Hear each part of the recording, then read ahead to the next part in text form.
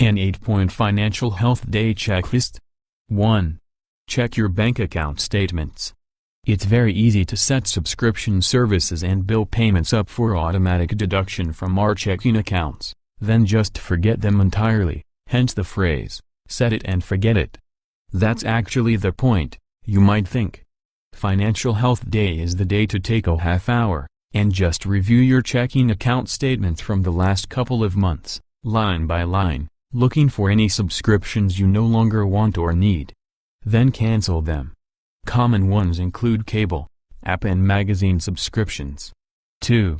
Check your mortgage interest rate. Just because today's interest rates are lower doesn't necessarily mean that every homeowner with a mortgage rate over 4% should refinance. Refinancing your home loan can cost money, and it definitely extends the life of your mortgage, unless you make an intentional, strict plan to pay it off early. Talk with your financial planner and mortgage professional to do the math, and see whether you should consider refinancing your home loan. 3. Check your PMI. If you put less than a 20% down payment into your home when you bought it, you are likely required by your lender to have mortgage insurance, PMI, policy. PMI, insurance that protects your lender in the event you default on your mortgage, is not cheap. It can add hundreds of dollars to your monthly mortgage payment. Maybe consider a larger down payment if possible. 4. Check your insurance. Gather up your homeowners and other insurance statements, or call your agents up and ask for a review. What you want to do is make sure that A. You're appropriately insured for your exposure, and B. You aren't paying more than you need to. Talk with your insurance agent, and your financial planner, if you have one, to sort these matters out, and don't be afraid to shop around. 5. Check your phone, cable and internet bills. 6. Check your savings. Do you have an automatic savings plan in place? If not, Financial Health Day is a great day to set that up with your bank. If you do, it's the right time to do a gut check. Would it hurt you to save an extra $50, $100 or $200 a month? If you can afford to, tweak your savings on Financial Health Day. 7.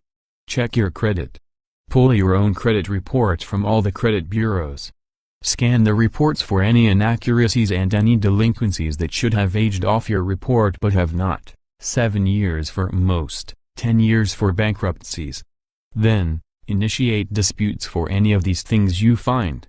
This can take some time, but Financial Health Day is the perfect opportunity to assertively manage your credit before you're in refinance, or home buying crunch time. 8. Check your debt.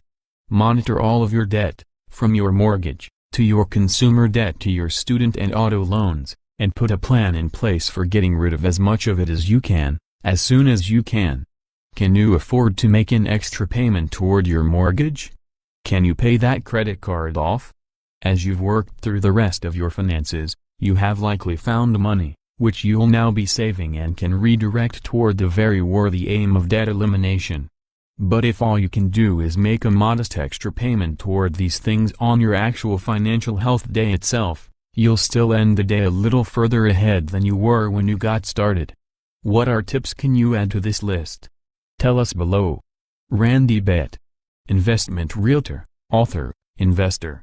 Real Estate Professionals Incorporated, Better Group Real Estate. 202540 Crowchild Trail, Northwest Calgary, Alberta, T3B4Z1. Phone, 403-774-7464 extension 1. Fax, 403-208-0082. Toll-free fax, 888-711-6801. Thanks for listening. Find more tips and training on our YouTube channel at bettergrouprealestate.com.